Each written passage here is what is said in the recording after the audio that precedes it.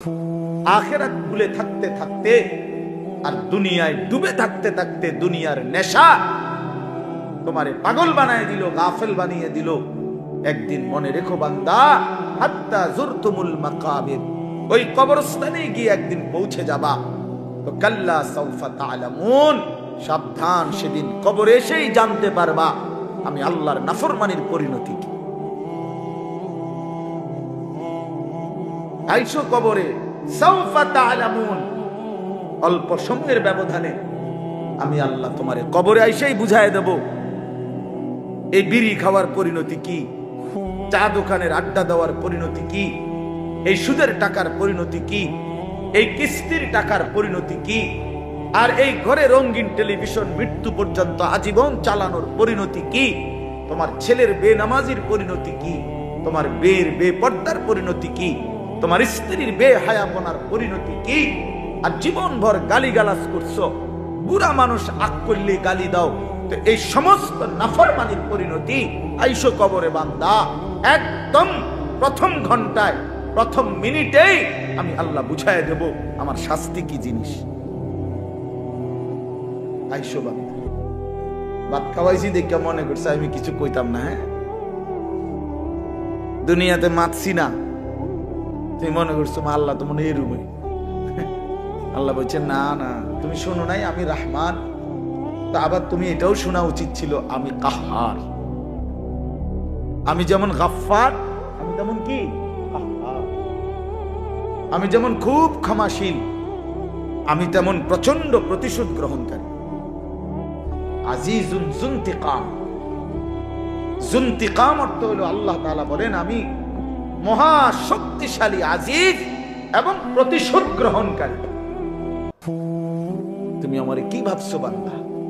আমার প্রতি লোকমা ভাতের হিসাব নেব আমি, প্রতি ঢোক পানির হিসাব নেব, প্রতিটা নিঃশ্বাসের হিসাব নেব, প্রতি বিন্দু জাররা জাররা। সুম্মা লাতুসআলুন্না ইয়াওমাইদিন আনিন নাঈম, আমার দেওয়া প্রতিটা নিয়ামত বান্দা আমি হিসাব নেব। কি ভাবছো তুমি 60 বছর এমনি এমনি দিছিলাম? এত সুন্দর যৌবন আমি এমনি এমনি দিছিলাম? হায় নওজোয়ান, কিশোর তরুণ নওজোয়ান, তুমি মনে করছো এই জিন্দেগি আল্লাহ তোমারে মোবাইল টিপতে দিছিল? নাফরমান, সারা রাত উলঙ্গ ছবি দেখতে দিছিল, নর্তকী দেখতে দিছিল? হাইওয়ান, কে তোমারে শিখাইলো? মা কে তোমার? বাবা কে? তোমার কোনো ধর্ম নাই, তোমার কোনো আল্লাহ নাই, কোন মুসলমানের বাচ্চা, মুসলমানের সন্তান এত বড় নাফরমান কিভাবে হয়? 365 দিনে 1 বছর খোদা, এই হাইওয়ান 16 বছর বয়স, কোনদিন ফজরের নামাজ পড়ে না, অথচ বাপও আছে ঘরে, মাও আছে ঘরে। এত বড় জানোয়ার, এত বড় হাইওয়ান, এত বড় চতুষ্পদ জন্তু মুসলমানের ঘরে কেমনে হইল বলেন মিয়া? এক তো হইল ভুল হইছে, এক তো হইল হুচট খাইছে। 3 মাসে 9 মাসে আজকে আমার জামাত ছুটে গেছে, আজকে আমি 1 রাকাত পাইছি না, এটা তো হইতে পারে। কিন্তু এভাবে লাগাতার 30 বছর একজন মুসলমান মিথ্যা বলে, 30 বছর একজন মুসলমান সুদ খায়, 30 বছর বুঝি একজন মুসলমান গালি দেয়। কি মিয়া কোন? এটা ইনসাফের কথা বলেন, কথা বলেন না, এটা বিবেকের কথা এটা মিয়া? 30 বছর বুঝি একজন মুসলমানের ঘরে প্রতিদিন রঙিন টেলিভিশন চলবে, বউ বাচ্চা প্রতিদিন নাচ গান দেখবে, এটা জীবন? এটা মুসলমান? আল্লাহকে এভাবে ভুলে যায় মানুষ, রাসূলকে এভাবে ভুলে যায় মানুষ, আখিরাতকে এভাবে ভুলে যায়। আস্তাগফিরুল্লাহ, আস্তাগফিরুল্লাহ। মৌলানা সাহেব কথা বলছি আপনাদেরকে, এই অল্প কথায় উনি বলছে আপন মা বাপ সন্তানকে বেঈমান বানায় দেন। আপনি তো আপনার সন্তানকে বেঈমান বানায় দিলেন মিয়া। এই নাফরমান আপনার ঘরে ঘুমায়া, এই হাইওয়ান কোনদিন ফজরের নামাজ পড়ে না, এই অসভ্য সন্তান আপনি তারে ঘুমাইতে দিলেন কেন? এই জিন্দেগির কি অর্থ আছে মিয়া? জীবন মানে শুধু সোফা, জীবন মানে শুধু খাট, এটাই জীবন? একটা মানুষের বয়স 60 বছর, এবার হিসাব দেয়, এক সেট সোফা, 6টা চেয়ার, একটা ডাইনিং টেবিল, 2 আলমারি, 4খান খাট, 1 ডজন কাঁচের প্লেট, 60টা নুনের বাড়ি। এটি হলো এবার কামাই, এই 60 বছরের কামাই। 3 ফুট বিদেশ, 4টা মাইয়া বিয়া দিছে, বাইতে একখান বিল্ডিং করছে, 2 রুম, 2টা বাথরুম, ভিতরে টাইলস লাগাইছে, খালাস, শেষ বাবা। এক মুসলমানের জিন্দেগি এতটুকুতে শেষ? কথা বলেন না কেন? তো কি হিসাব দিলেন, কি হিসাব মিলাইলেন? আখিরাত কোথায়? কবর কোথায়? পরকাল কোথায়? হাসরের ময়দান কোথায়? সেটা কার জন্য? সেটা কে সাজাবে? সেটা কে সাজাবে? ওয়াহুম আনিল আখিরাতি হুম গাফিলুন। আল্লাহ বলেন, হায় বান্দা, আখিরাতের ব্যাপারে গাফিল হয়ে রইলা। ইকতারাবা লিন-নাসি হিসাবুহুম ওয়া হুম ফি গাফলাতিন মুরিদুন। আল্লাহ বলে, বান্দা, হিসাবের সময় তো একদম ঘনিয়ে গেল, কাছে গেল, আজও তো তুমি আমি আল্লাহ থেকে বিমুখ হয়ে গাফিল হয়ে রইলা। অথচ কিয়ামত তো খুব কাছাকাছি। আচ্ছা, কিয়ামত মানে আরো দেরিতে হইব, কিন্তু আপনি মরে গেলে তো আপনার কিয়ামত, আখিরাত শুরু। আমার পরে নইলে পৃথিবী একবারে, মনে করেন আমি মরে যাওয়ার পরে পৃথিবীর সব মানুষ চাঁদের দেশে গেছে গা, আধুনিক হইয়া, সবার বাসা বাড়ি এখন চাঁদের দেশে, তো আমার কি লাভ? কথা বুঝছেননি আমার কথা? আমার কি লাভ? বাকি মানুষ বুঝছি আমি একের মঙ্গল গ্রহে গেছে গা, যাক না, আমার ফায়দা কি? আমার বাপের জন্য হিসাব করা। আল কাইয়িসু মান দানা নাফসাহু। নবী সাল্লাল্লাহু আলাইহি ওয়াসাল্লাম বলেন, বুদ্ধিমান সে যে নিজের হিসাব করে। মান দানা নাফসাহু, যে নিজের হিসাব করে। ওয়া আমিলা লিমা বাদাল মাউত, এবং মৃত্যু পরবর্তীর জন্য আমল করে। মৃত্যু পরবর্তীর জন্য আমল করে, আখিরাতের ফিকির করে, সে বুদ্ধি।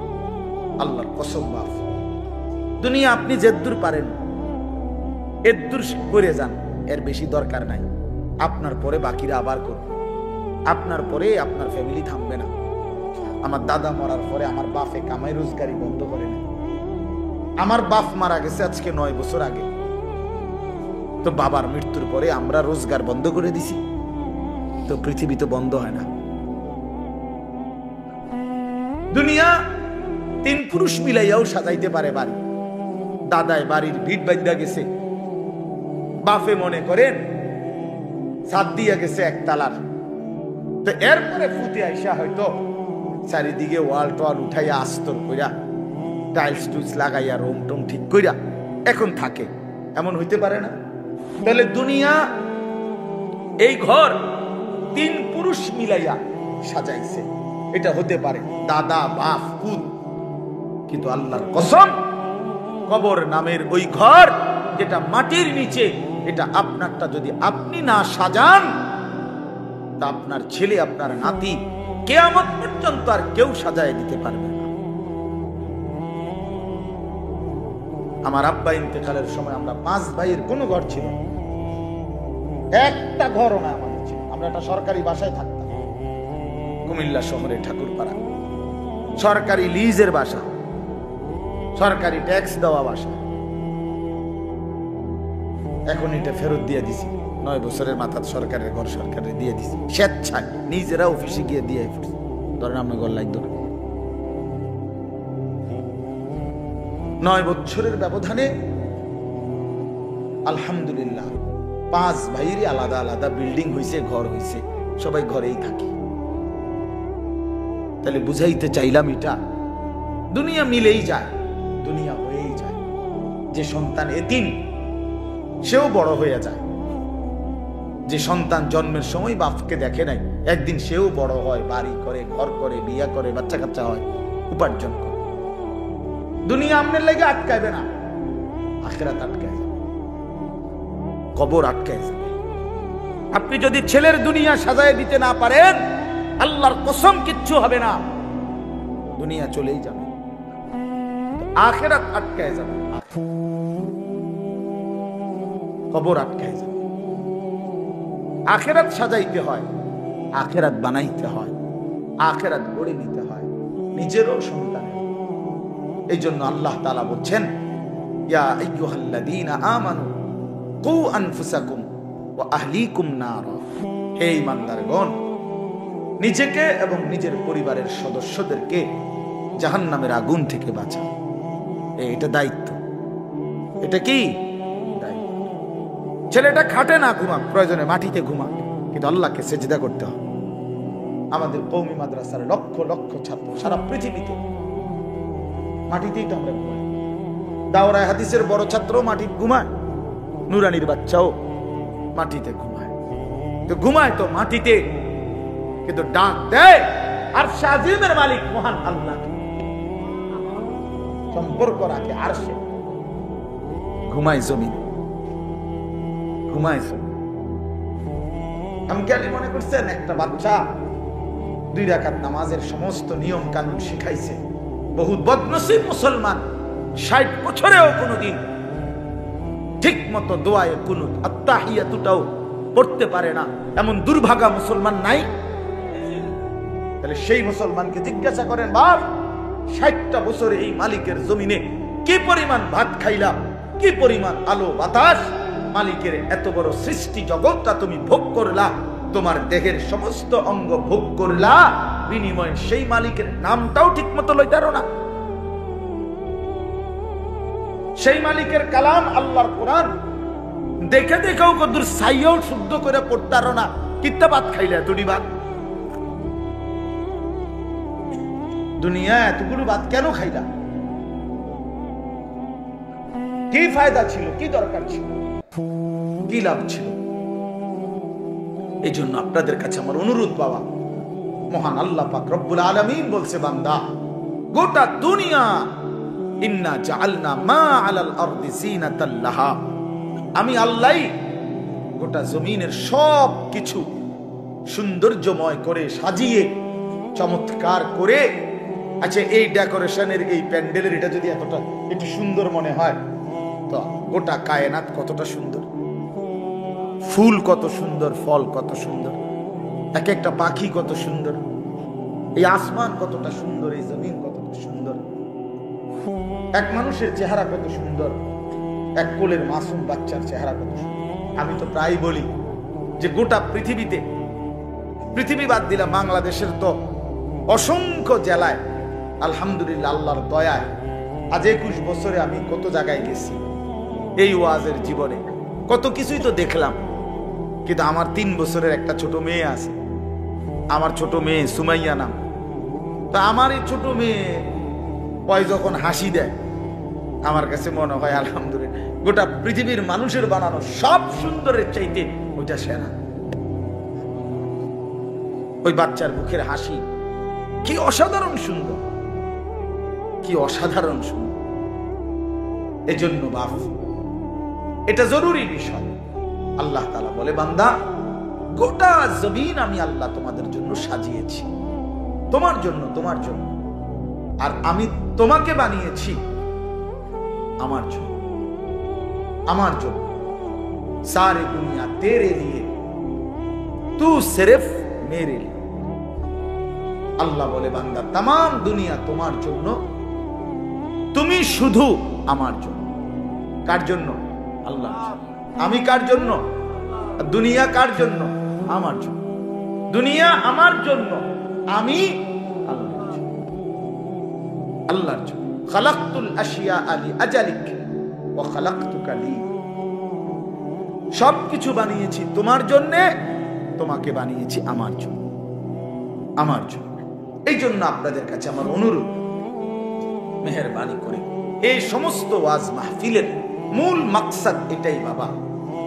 আমি বক্তা, অমুক বক্তা, তমুক বক্তা, প্রধান বক্তা, বিশেষ বক্তা, অল্প বক্তা, সাংঘাতিক বক্তা, যাই কোন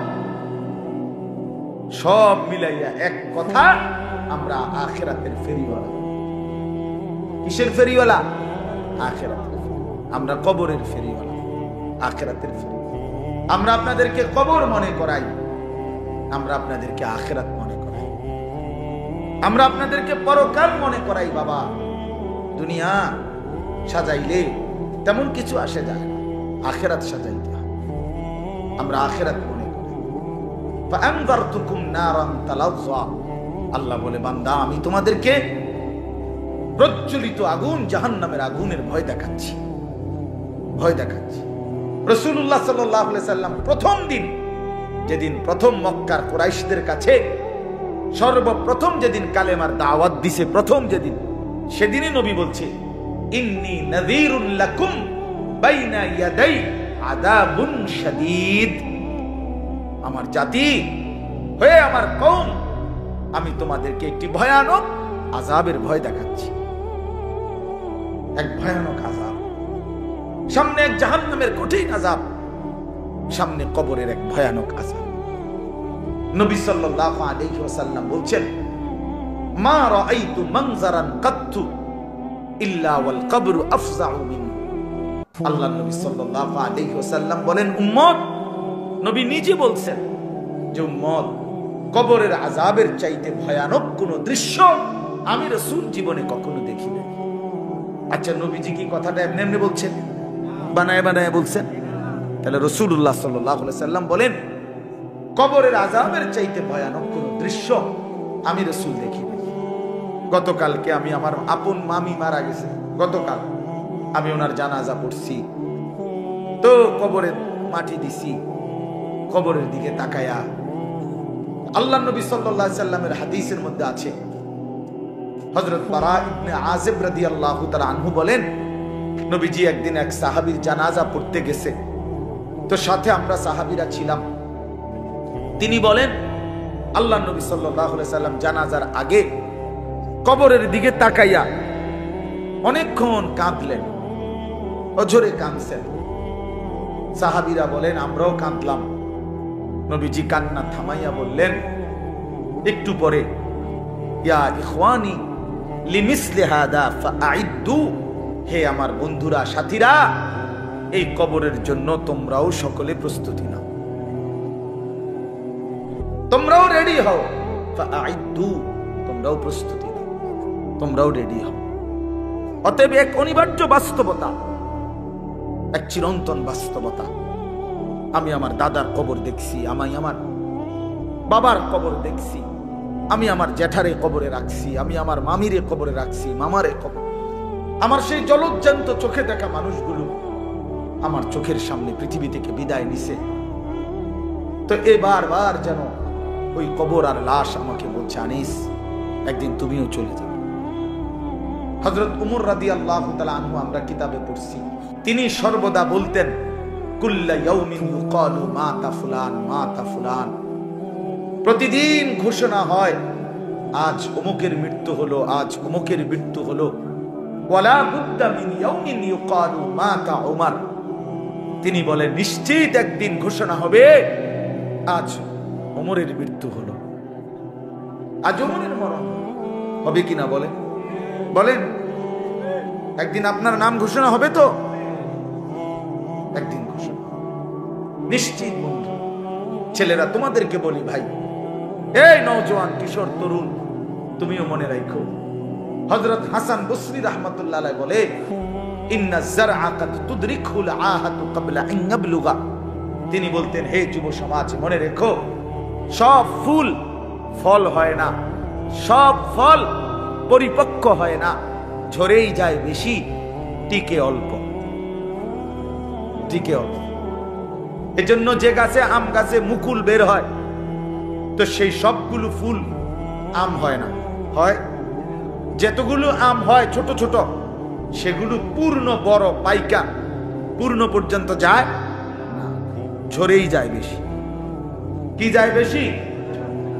মানে তিনি বলতেন যে যুবক, কালকে আমার বাড়িতে মামির যখন জানাজা পড়ছি, জানাজার পরে আমাকে পুরা আত্মীয় স্বজন আসছে নানার বাড়িতে, তা আমার মেজো খালা বাইচা আছেন, বয়স্ক, তো সবাই বলতেছে যে এই খালা গায়ে আর বুড়া শেষ মুরব্বী আছে একজন, অথচ বাড়িতে কমপক্ষে 50 জন তখন কিশোর তরুণ যুবক যুবতী আছে। তাহলে বোঝা গেল নওজোয়ান আছে যখন প্রায় 50 জন, বুড়া আছে কেবল একজন। কথাটা বুঝছেন আপনি হিসাব? তাহলে বুঝাই গেল এটার হিসাব যে অধিকাংশই কিশোর নওজোয়ান পূর্ণ বৃদ্ধ হওয়ার আগে আগেই কবরে চলে যায় বেশি, থেকে যায় কম। নাহলে 50 into 1 হবে কেন? মানে কাছাকাছি তো ব্যবধান হইব। নাহলে জোয়ান থাকবে 50 জন, বুড়া থাকবে তো কমপক্ষে 30-35 জন, কাছাকাছি থাকার কথা না। তো এটা এতগুলো বুড়া মরে হলো না কেন? মানে এর আগেই চলে গেছে বেশি। এই জন্য যুবক ছেলেদেরকে বলি, বাপ তুমি ওই বৃদ্ধ বাবাকে দেখা ধোকা খাইও না যে কমপক্ষে আমি তো ওটুকুর আগে মরবো না। তুমি ওই দাদারে দেখা ধোকা খাইও না যে কমপক্ষে তো আমি ওই দাদার বয়সী হওয়ার আগে মরবো না। কাজেই এখনো ফুর্তির সময় আছে, এখনো নাচ দেখার, গান দেখার, নর্তকী দেখার, মোবাইল দেখার, অশ্লীল ছবি দেখার সময় এখনো আছে। এখনো আমার নামাজ পড়ার টাইম হয় নাই। আমি এখনো বাচ্চা মানুষ, আমি তো এখনো বিয়েই করি নাই, আমি তো এখনো চাকরিই করি না, আমার তো এখনো কোনো কামাই রোজগারই নাই। তো তোমার যেহেতু কোনো কামাই নাই, চাকরিও নাই, কিছুই নাই, তো তোমার জিন্দেগি শুধু মোবাইল টিফোন, এই তো না? তোমার মতো অপদার্থরে আল্লাহ বানাইছে শুধু বেডিতের নাচ আর অসভ্য ছবি দেখবার জন্য।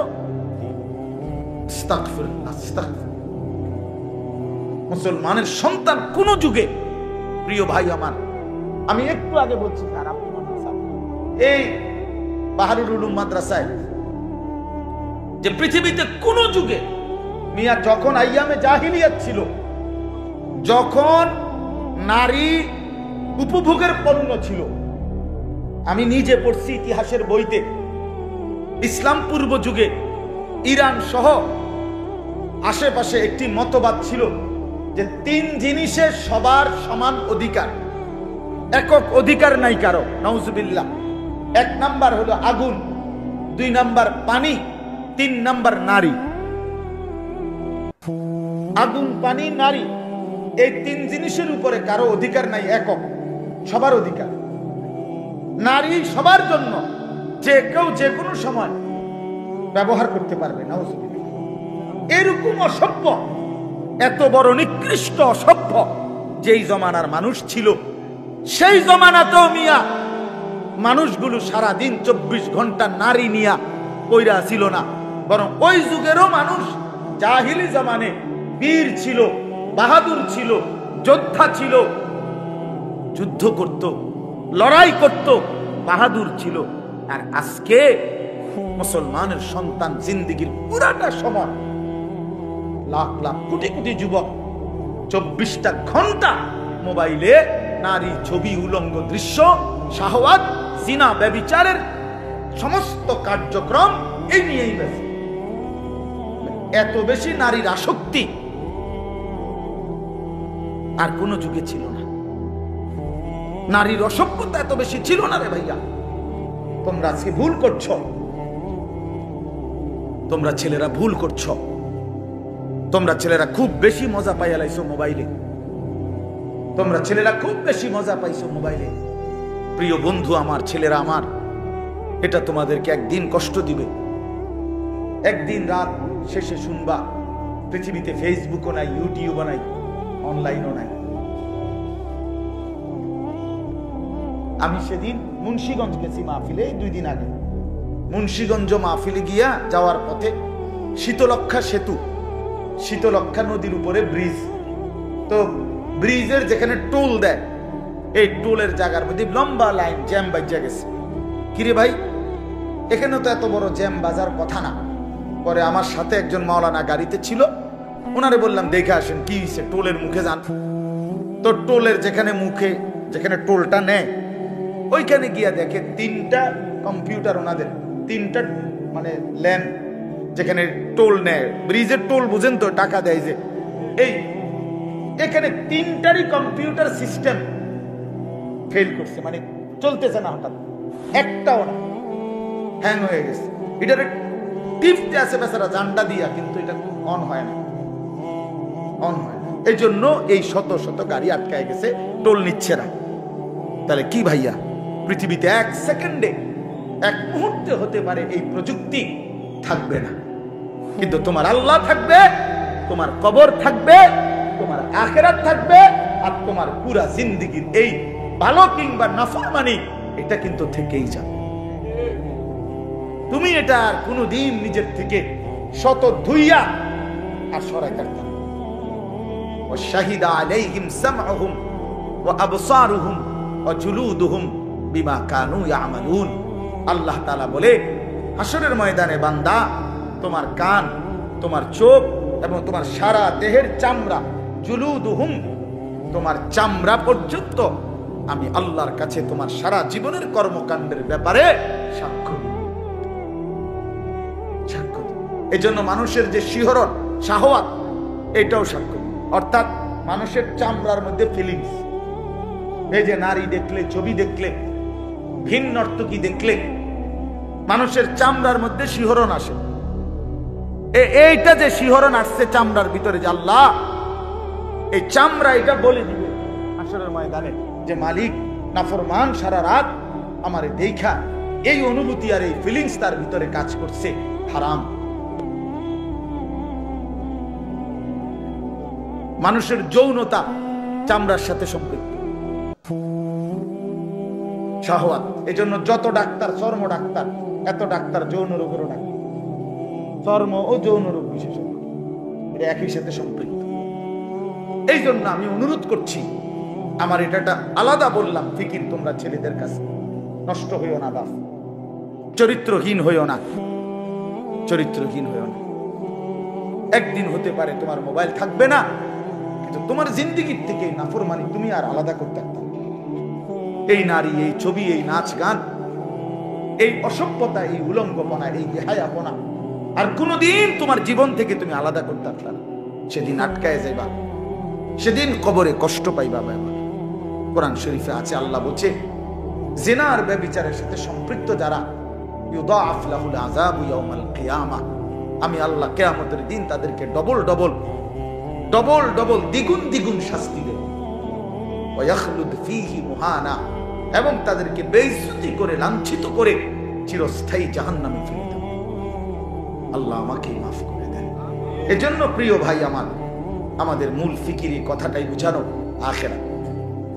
আখিরাত আমাদের এই সমস্ত ওয়াজ, সমস্ত বয়ান, উলামায়ে কেরাম সমস্ত চিল্লাচিল্লি, একটাই মাকসাদ, আখিরাত, পরকাল, পরকাল, আখিরাত। এই পৃথিবী একদিন, এই তর্জমাটা শুধু শুনেন, এই কথা শেষ।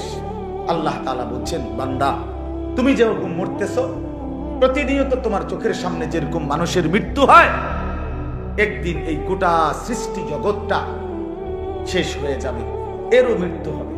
এটাই আখিরাত, এটাই কিয়ামত, এটাই কিয়ামত। আর এই সূরার মধ্যে আল্লাহ তাআলা বলেন আল কারিয়া। এই আল কারিয়াতু শব্দের অর্থ এটাই, যে আল্লাহ তাআলা বলেন প্রচন্ড আঘাত, প্রচন্ড ধ্বনি, বিকট শব্দ। মাল কারিয়া, কি সেই বিকট শব্দ? ওমা আদরাকা মাল কারিয়া, আপনি কি নবী জানেন সেই বিকট শব্দটা কি? এখানে বিকট শব্দ বলতে কিয়ামত বোঝাচ্ছে, ইসরাফিলের ফুঁক।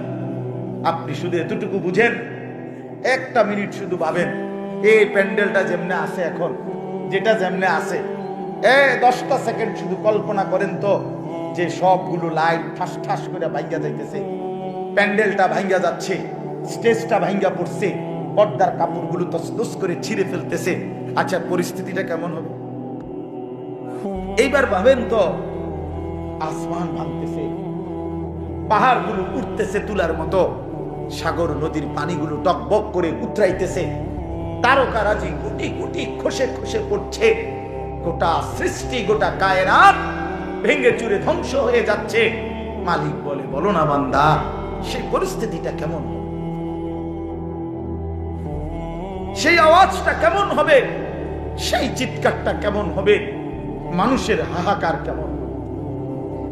তারান্নাসা সুকারা, মানুষ সব মাতালের মতো ছুটবে।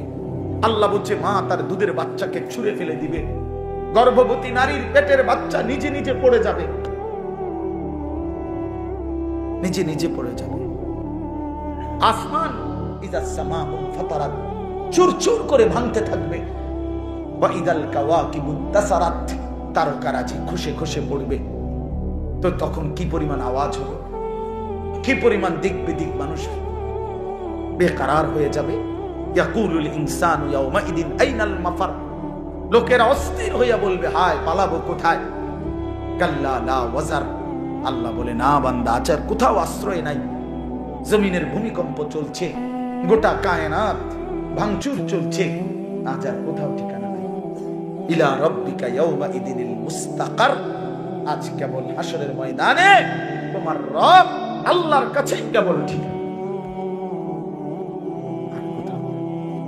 আগামীর গন্তব্য আখিরাত, আগামীর গন্তব্য হাসরের মাঠ।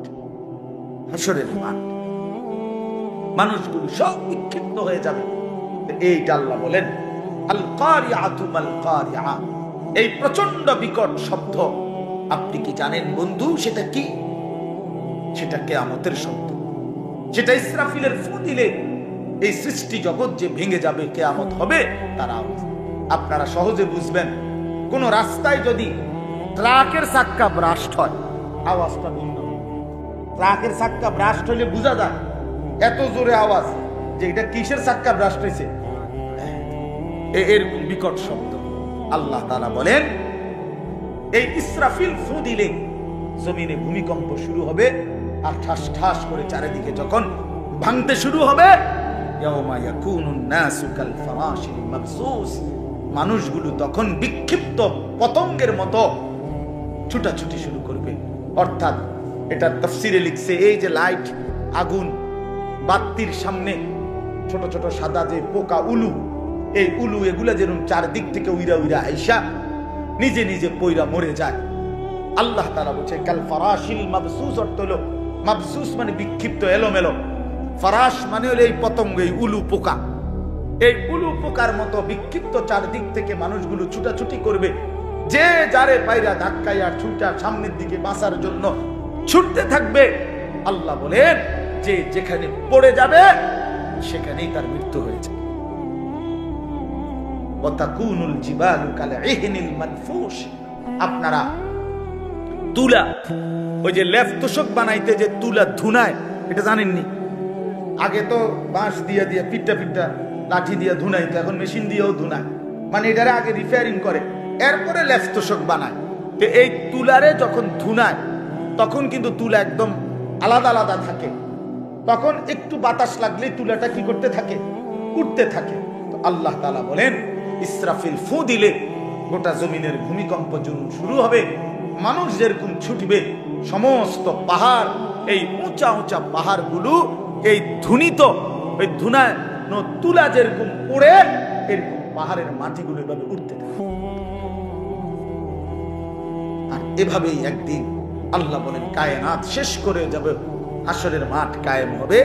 ফাআম্মা মান সাকুলাত মাওয়াজিনুহু, আর সেই হাসরের মাঠে যার আমল নামা নেকির পাল্লায়, আরে মিজানের পাল্লায় রাখলে নেকি যার ভারী হবে, নেকির পাল্লা যার ভারী হবে ঈমান এবং আমল তাকওয়া, ফাহুয়া ফি ঈশাতির রাদিয়া, সে অনন্তকালের সুখের চির সন্তুষ্টির জান্নাতেই বসবাস করবে।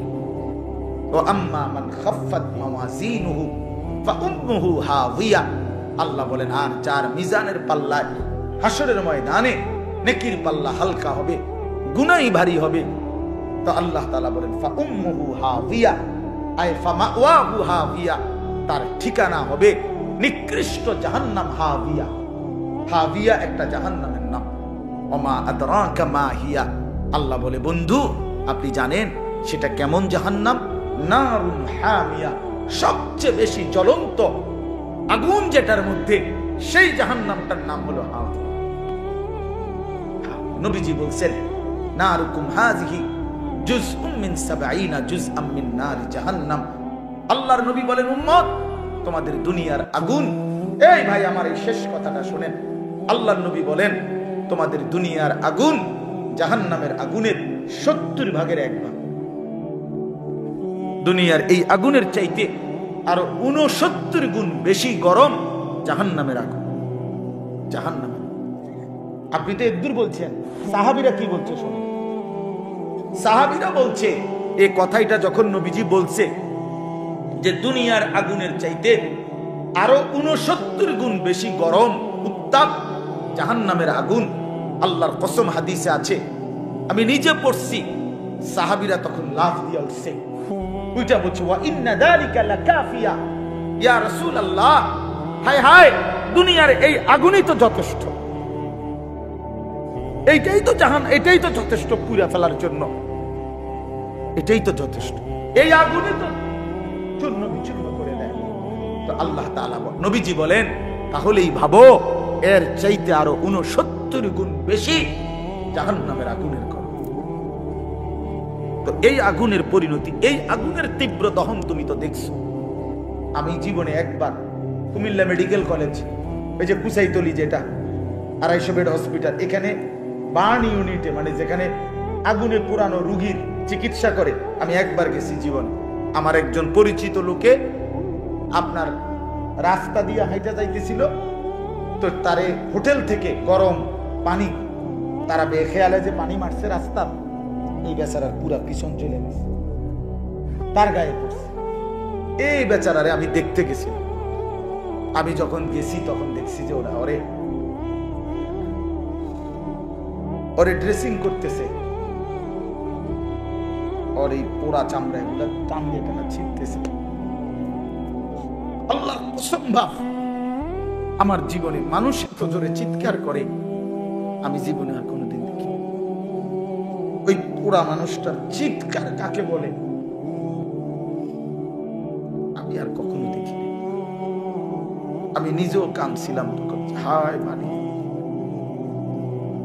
এই আগুনের পোড়া, এটার হালাত যদি কুল্লামা নাদিজাত জুলুদুহুম বাদদালনাহুম জুলুদান গায়রাহা। আল্লাহ তাআলা বলেন নাফরমান জাহান্নামের আগুনে তার চামড়া একবার জ্বলবে তো সাথে সাথে নতুন চামড়া লাগানো হবে, আবার জ্বলবে, এভাবেই চলবে অনন্তকাল। কুল্লামা আরাদু আন ইয়াখরুজু মিনহা উঈদু ফিহা। নাফরমান প্রতিবার চাইবে জাহান্নাম থেকে বের হতে, ফেরেশতা প্রতিবার লাথি দিয়া ধাক্কা দিয়া জাহান্নামের আগুনেই ফেলে দেবে। উঈদু ফিহা। কেন নামাজ পড়ো না ভাই আমার ছেলেরা? কেন নামাজ পড়ো না? কেন নামাজ পড়ো না বন্ধু? আল্লাহকে ছেড়ে কারে পাইয়া গেলা? মোবাইলের ওই নারী তোমারে কি দিল? সমবয়সী বন্ধু তোমাকে কি দিল? ছেলেরা যার মতো চুল সাজাইছো, ওই ইহুদি বেঈমান কিংবা খ্রিস্টান বেঈমান, ওই খেলোয়াড় কিংবা গায়ক নায়ক, সে তোমাকে এই পর্যন্ত কি দিছে বলো? একটা টাকা দিল না 10টা টাকা দিল, একটা বন রুটি দিল না, এক কাপ চা খাওয়াইলো। তুমি কেন সিনেমার নায়ক, সে তো তোমারে চিনেও না, তোমার দিকে ফিরে তো সে মোতেও না, তোমার দিকে ফিরে তো সে মোতেও না। বুঝেন নাই কথাটা? ইউরোপ আমেরিকার ওরা তো তোমারে চেনেও না, তুমি কেন তার মতো নিজেকে সাজাইলা? কিন্তু তুমি যদি তোমার রাসূলের মতো চুল বানাইতা, তিনি তো তোমারে চিনতেন। হাদিসের মধ্যে আছে নবী সাল্লাল্লাহু আলাইহি সাল্লামের উপরে কেউ দুরূদ পড়লে কবরে ফেরেশতারা গিয়া বিইসমিহি ওয়া ইসমি আবিহি, ওই ব্যক্তির নাম এবং বাপের নাম সহ উল্লেখ করে আল্লাহর কসম নবীজির সামনে বলে, পেশ করে, ইয়া রাসূলুল্লাহ, অমুকের সন্তান আলী আশরাফের ছেলে আনিসুর রহমান আপনার উপরে একবার দুরূদ শরীফ পড়ছে। আমার জীবনে তো আমি এরকম অনেক মানুষকে দেখছি, যারা আমি সামনে গেছি হয়তো বলছে, হুজুর আপনার কথা অনেক শুনছি, আমি যদিও আপনারে দেখি নাই কিন্তু আপনার নাম শুনছি অনেক। তো রাসূলুল্লাহ সাল্লাল্লাহু আলাইহি সাল্লামের সামনে আমি যদি হাসরের ময়দানে সুপারিশের জন্য যাই, আমি যদি হাউজে কাউসারের পানির জন্য যাই, তো তিনি দেখে যদি দাঁড়াই যায় যে বলি, ইয়া রাসূলুল্লাহ, আমি আনিসুর রহমান সুপারিশের জন্য আসছি, নবী তো বলবে, হ্যাঁ তোমার নাম তো আমি অনেক শুনতাম, তুমি যে আমার উপরে দুরূদ পড়তা, ফেরেশতারা আয়েশা তো প্রায় তোমার নাম বলতো। আচ্ছা কি মজাটা হবে তখন?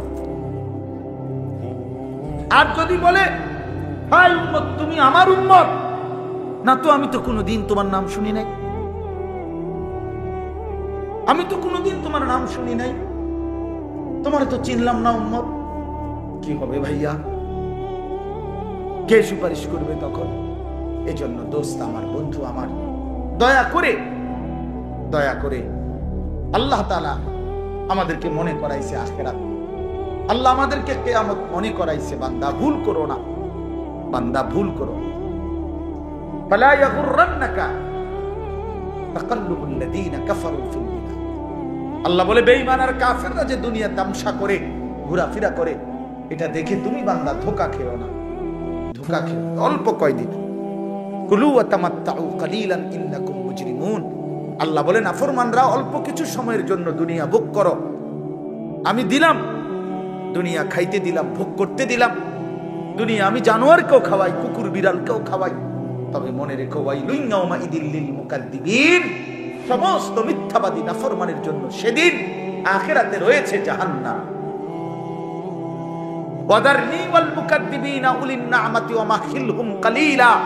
আল্লাহ বলে নাফরমান, মিথ্যাবাদী, বেঈমান, কিছু সময়ের জন্য তোরে সুযোগ দিলাম, দুনিয়া ভোগ কর, তবে মনে রাখিস ইন্না লাদাইনা আনকালাম ওয়া জাহিমা, আমার কাছে আখিরাতে আগুনের শিকল আর জাহান্নামের আগুন রেডি আছে। আল্লাহ কোরআনে বলছে ইন্না হাদাইনাহুস সাবিলা ইম্মা শাকিরান ওয়া ইম্মা কাফুরা ইন্না আ'তাদনা লিল কাফিরিনা সালাসিলা ওয়া আগলালান ওয়া সাঈরা। আল্লাহ বলে বান্দা, আমি তোমারে পথ দেখাইছি কোরআন দ্বারা, সুন্নাহ দ্বারা, উলামা দ্বারা, নবী দ্বারা, রাসূল দ্বারা। আমি দেখেছি তুমি আমার অনুগত না, অবাধ্য। মনে রাখো, অবাধ্য হও তো আমি হাসরের ময়দানে তোমার জন্য আগুনের শিকল, বেরি এবং জাহান্নামের আগুন রেডি রাখছি। এই কথাটা শেষ শুনেন, এইভাবে শুধু আপনি দেখেন তাহলে বুঝবেন। হাসরের ময়দানে আল্লাহর কসম, কোরআন শরীফে সূরা ইয়াসিনের মধ্যে আছে ইন্না জাআলনা ফি আনাকিহিম আগলালান ফাহিয়া ইলাল আযকানি ফাহুম মুকমাহুন। এটা সূরা ইয়াসিনের আয়াত কিনা? এটার অর্থ কি জানেন? এই অর্থটা দেখাইতেছে। হাসরের ময়দানে নাফরমান পাপীকে ফেরেশতা এইভাবে দুই হাত পিছনের দিকে দিয়া বাইধা, এই থুতনির নিচে এই অংশ দিয়ে এইভাবে ঠেলা দিয়া, ধাক্কা দিয়া, এইভাবে জাহান্নামের শিকল বেরি দিয়া বাইধা দিয়া। আল্লাহর কসম, এইটাই এই সূরা ইয়াসিনের এই আয়াতের অর্থ। এই বেঈমান আর লক্ষ কোটি বছরে কোনোদিন আর নিচের দিকেও চাইতে পারবে না, কারণ নিচের দিকে চাইবে কি দিয়ে? এটা দিয়ে তো ঠেলা দিয়ে রাখছে উপরের দিকে। এইটা অর্থ। ফাহুম মুকমাহুন, আর কোনোদিন চোখ নামাইতে পারবে না নিচের দিকে। হযরত আবু দারদা রাদিয়াল্লাহু তাআলা আনহু এক সাহাবী ছিলেন। উনি বলছেন, হে জাতি, হে উম্মত, হে নবীর উম্মত, আজকে হাত উঠাও, আজকে উপরের দিকে হাত উঠাও ঈমানদার। এখন যদি হাত উঠাও তাহলে দুই হাত উঠাইলে নিয়ত বাঁধা হবে, নামাজ পড়া হবে, আখিরাতে জান্নাত মিলবে। নয়তো নাফরমান, বেনামাজি, এই মনে রাখিস তোর দুই হাত ফেরেশতা উঠাবে। তুই তো উঠাইলি না, নিজে বেঈমান, তো ফেরেশতা তোর দুই হাত উঠাইয়া পিছন দিকে বান দিয়া তোরে এমনে ধাক্কা দিয়া বাইধা দিবে, আর অনন্তকালের জন্য জাহান্নামে লাথি মাইরা ফেলায়। অপেক্ষা করো, অপেক্ষা করো। শেষ কথা, বেডি চাও, কোনো অসুবিধা নাই। মোবাইলে মানুষের বেডি দেখো, চরিত্র নষ্ট করে ফেলো, আখলাক বরবাদ করে ফেলো, দেখবে একদিন দেখতে দেখতে কবরে চলে যাবে। এই হাসি থাকবে না, এই রঙের রসের দুনিয়া থাকবে না, আমারও না, আপনারও। ঠিক কিনা বলে? খালাস, চলেন আমরা ফিরতে চেষ্টা করি, নিজেকে বদলাই, আখিরাতের ফিকির করি, কবরের ফিকির করি। যুবকেরাও, বয়স্করাও, নারীরাও, পুরুষরাও বলেন ইনশাআল্লাহ। দিন শিখেন, সন্তানকে মাদ্রাসায় পড়ান, আল্লাহর কোরআন শিখান, রাসূলের হাদিস শিখান, আখিরাতের ফিকির শিখান। বিশেষ করে আবারও বলছি, নিজের স্ত্রী, ছেলে মেয়ের ঈমান, আমল, আখলাক, চরিত্রের উপরে নজর রাখেন। এটা বড় কাজ, ইমানদারের কাম হইল খাট পালন না, সোফা না, কেবল আমগো কাছে দোয়া চা, হুজুর ছাদ ডালাই, খাস করে দোয়া করে ছাদটা ডালাই, রবিবার ছাদ ডালাই, ছাদ ডালার কি খাস দোয়া কি? আবার কথা বলেন না কেন? ছাদ ডালার খাস দোয়া কি? হুজুর মোটরসাইকেলটা কিনছি, দোয়া করে কিতাব, মোটরসাইকেল যাতে তুই মাথা তালকি দিয়ে নিতে পারছ নাকি? কি দোয়া? মোটরসাইকেলের দোয়া। দোকান দিছি দোয়া, একটু পরে হুজুর আপনার গো দোয়া, একটু খাস দোয়া করে দেন দোকানটা। একটু পরে এই রঙিন টেলিভিশন চালামো, হ্যাঁ হিন্দি সিনেমা, নর্তকী নাচবে যাতে কারেন্ট না যায়, কাস্টমার না যায়, কাস্টমারের যেন হুদা দিয়ে বান্ধিয়ে রাখতে এটার ভিতরে। একটু খাস দোয়া করে হুজুরে খাস দোয়া করে বাইরে নাফরমানে টেলিভিশন কি করে দেয়? হায় হায় নাফরমান, আল্লাহর সাথে এত বড় তামসা কেমনে করলি? আল্লাহর সাথে এত বড় তামসা কেমনে করলি? কলজা এত বড় সাহস কেমনে হইল আল্লাহকে বৃদ্ধাঙ্গুলি দেখাইল? আল্লাহ ওই যে একটু আগে দোয়া করাই যে আপনি মনে করছেন হেসা, হ্যাঁ উদ্দা উদ্দা উদ্দা ইডি উদ্দা, মূল মাকসাদ টেলিভিশন। পেশা কিনা চলবে তো টেলিভিশনের রূপে। আমনের দয়া দিয়া কিতাব নাউজুবিল্লাহ। আল্লাহ আমাদেরকে মাফ করে দেন। আল্লাহ তাআলা আমাদের প্রত্যেককে আখিরাতের ফিকির দান করেন, ঈমান আমলের ফিকির দান করেন। আমরা চেষ্টা করব তো ইনশাআল্লাহ। বয়স্ক বাবারাও বেশি বেশি শেষ হায়াত জিকির তাসবিহ তেলাওয়াতের মধ্যে কাটাবেন। চা দোকানের আড্ডা, বিড়ি সিগারেটের আড্ডা, বিড়ি খাইয়েন না, বিড়ি খাইয়েন না, বিড়ি খাইয়েন। 60 বছরে যে মানুষ এখনো বিড়ি খায়, এবড়ার মতো বেহায়া আর কেউ নেই। এবড়া করে শক্ত বেহায়া, একদম বেহায়া মানুষ, একদম নির্লজ্জ, লজ্জাহীন এক মানুষ। এবার শরম নাই, এবার শরম নাই। এত বুড়া বয়স হয়েছে এখনো বিড়ি সিগারেট ছাড়লেন না। আপনি মরবেন কোন দিন, কবরে যাবেন কোন দিন? এত বছর বয়সে মানুষে গাইল্লা এখনো বিড়ি সিগারেট খায়। আস্তাগফিরুল্লাহ, আস্তাগফিরুল্লাহ। গায়ে লাগলে মাফ করে দিন, বলে যদি বেশি লাগিয়ে গেছে তো হালাই দিয়ে জায়গা। হ্যাঁ যদি বলেন যে কথাটা একটা বেশি শক্ত হয়ে গেছে, গাত লাগছে, আমি তো চাইছি যে আড্ডির যাতে লাগে। আল্লাহ আমাদেরকে মাফ করে দেন। চলেন ইনশাআল্লাহ জীবন বদলাবো। আল্লাহ আমাদেরকে তৌফিক দেন। এই দক্ষিণ পাড়া জালগাঁও নুরানি মাদ্রাসা আল্লাহ কবুল করে নেন।